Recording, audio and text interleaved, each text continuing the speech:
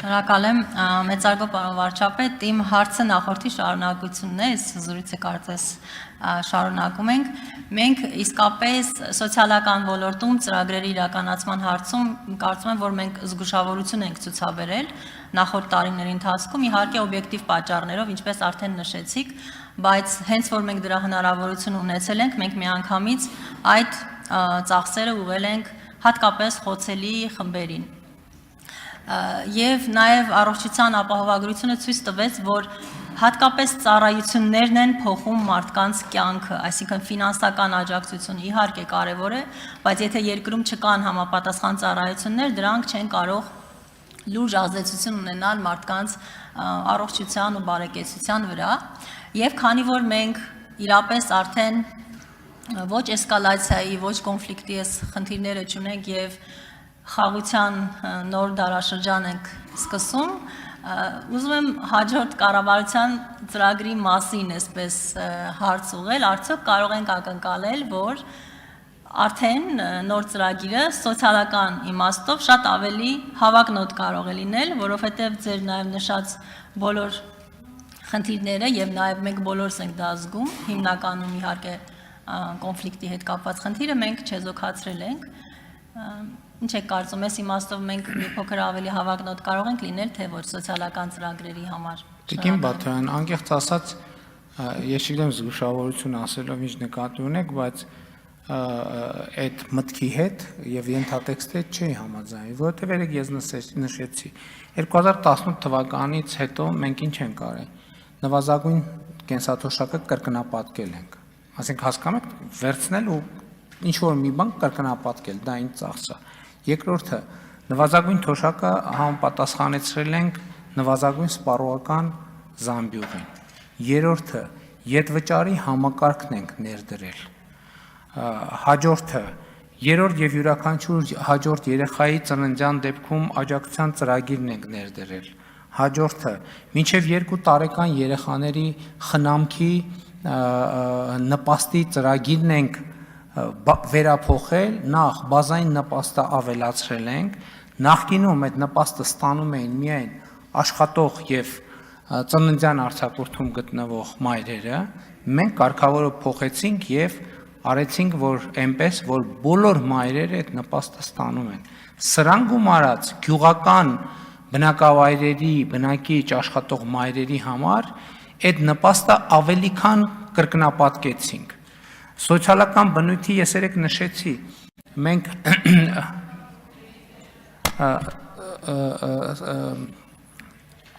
բնակարանային ոլորտում մենք 320 միլիարդ դրամ գումար ենք վերադարձրել Հայաստանի Հանրապետության քաղաքացիներին եւ այլն եւ այսպես շարունակ, այսինքն ես օրինակ անկեղծ ասեմ, մի հատ եկեք հետ նայենք, այլ ինչ պետք է անեինք, որ չենք արել։ Այսինքն ինչ պետք է անենք։ Ես որ անկեղծ հիմա հետահայաց նայենք, ասենք, այս մի բանն էլ պիտի անենք, առողջապահության ոլորտում փուլ եկել ենք, էլի որովհետև այդ կարգի համակարգերը ներդնելիս մենք պետք է լավ հասկանանք, ինչ մենք խոսում ենք աշխատավարձների կրկնապատկման, եռապատկման, քառապատկման մասին, բայց մենք հասկանում ենք, չէ՞, դա բյուջեի համար ինչ ծախսեր են ենթադրում։ Ես նկատի ունեմ, եկեք նայենք, դուք արձագանքի մեջ ասեց, օրինակ նախորդող շրջանում ինչ պետք է անենք, որ չենք արել։ Եվ ես կարծում եմ, որ մենք պլանը կատարել ենք լիարժեք, այնտեղ մեր խնդիրը կապված նվազագույն աշխատավարձի հետ, բայց նվազագույն աշխատավարձի հետ մեր հարաբերությունը ինչ է ցույց տալիս, որ նվազագույն աշխատավարձի փոփոխությունը մեծ հաշվով բան չի փոխում, որովհետև հիմնարկները կամ մարդկանց դարձնում են կեսդրույք, եթե իրանք հակված չեն այդ աշխատավարձերը վճարելու, եւ դա մեծ հաշվով իսկ մնացած հատվածով, ասենք պետական կառավարման համակարգում, բանում հանրակրթության ոլորտում ատեստավորման այդ հարցը լուծված է, մնացած ոլորտներում ուղղակի կամ անուղղակի այդ հարցը լուծված է։ Ես նկատի ունեմ, ինչ պետք է անեինք ուրիշ, որ չենք արել սոցիալական համընդհանուր ապահովության ոլորտում։ Կան գուցե թիրախային որոշակի խմբեր, որոնց հետ կապված հիմա հաջորդիվ շրջանում մենք մեծ խնդրեմ ունենք վթարային շենքերի հետ կապված հանրապետությունում, բայց դա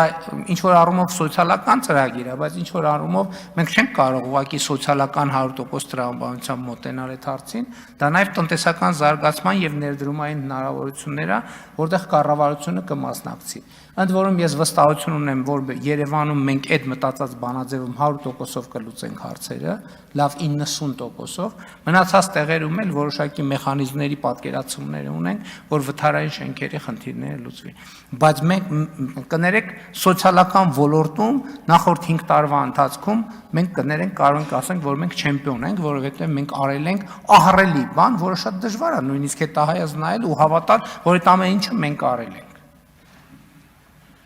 Համեցեք արձագանք։ Պարոն վարչապետ, իհարկե ես իմ ելույթում կնշեմ այս մասին, ես բոլոր ձեր նշածների հետ իհարկե ես հիշում եմ եւ համաձայն եմ, բայց այստեղ պարզապես այն մասին է, որ երբ մենք հակառակը այսքան ծրագիր իրականացնում ենք, այդքան ակնկալիքները նաեւ քաղաքացիների ավելանում են, որովհետեւ սոցիալական ոլորտն որ անընդհատ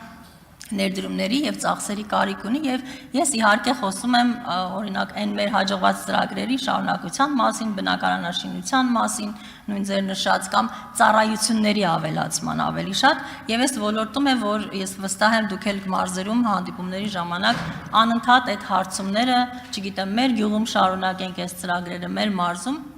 սրա մասին է խոսքը եւ ես վստահ եմ որ այս իմաստով մեր արած աշխատանքը իր արդյունքները տալիս են իմաստով, որ ակնկալիքներն են մեծանում եւ ամենևին ես չեմ ասում, թե մենք քիչ ենք արել, բայց նորից եմ կրկնում, խաղաղության դարաշրջանը պիտի իմ կարծիքով մեզ նոր հնարավորություն տա այս իմաստով։ Շնորհակալ եմ։ Շատ լավ, ես համաձայն եմ, բայց մենք բոլորս պետք է մի բան հասկանանք, որ հնարավորությունը ստեղծվում է աշխատանքով։ Ասենք ենթադրենք, եկեք պատկերացնենք հանրապետությունում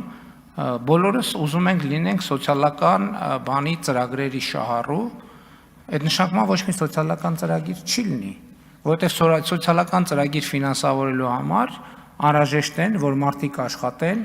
արդյունք գեներացնեն, օրենքով սահմանված հարկերը վճարեն։ Ընդհանրապես սա մեր որպես կառավարող թիմ ամենամեծ խնդիրներից մեկն է իմ կարծիքով, ցույց տալ թե պետությունը ոնց է աշխատում,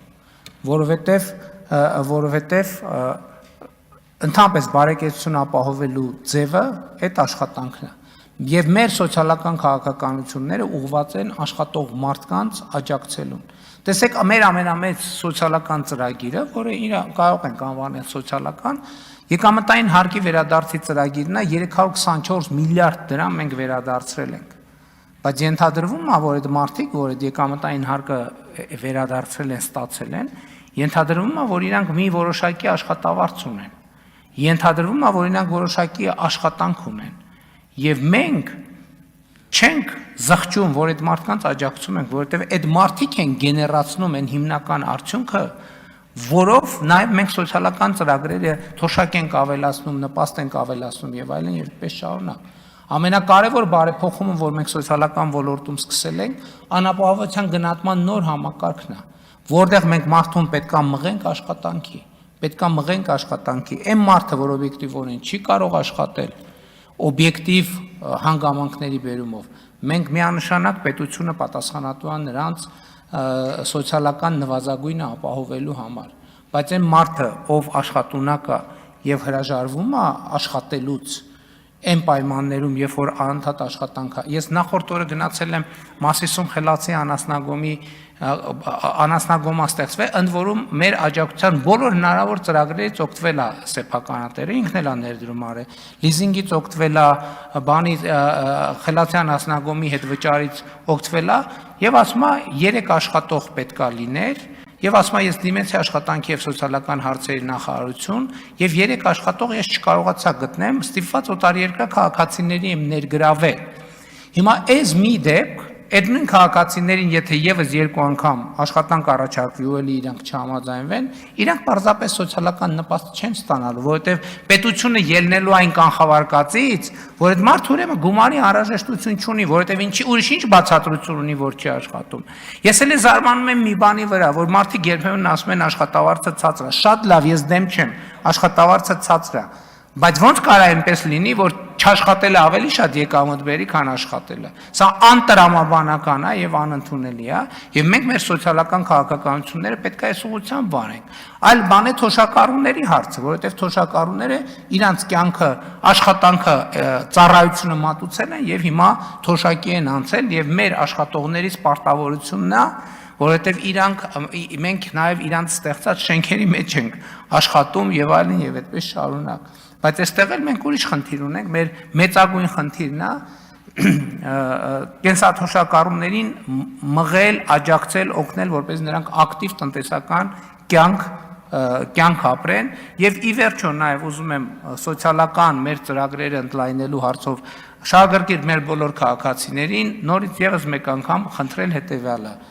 վճարել օրենքով սահմանված հարկերը եւ որևէ գնում անելիս խանութից դուրս չգալ առանց հսկիչ դրամարկային կտրոն վերցնելու։ Դա մեր հնարավորությունները էականորեն կընդլայնի։